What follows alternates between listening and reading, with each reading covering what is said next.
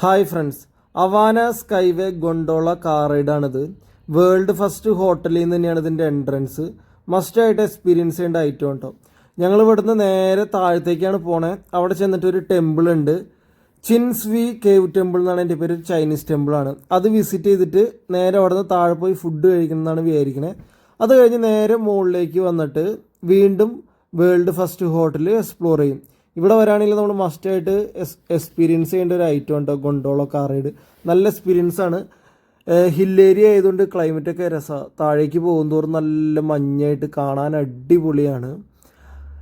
പിന്നെ താഴെ ചെന്നിട്ട് ഫുഡ് കഴിക്കണം.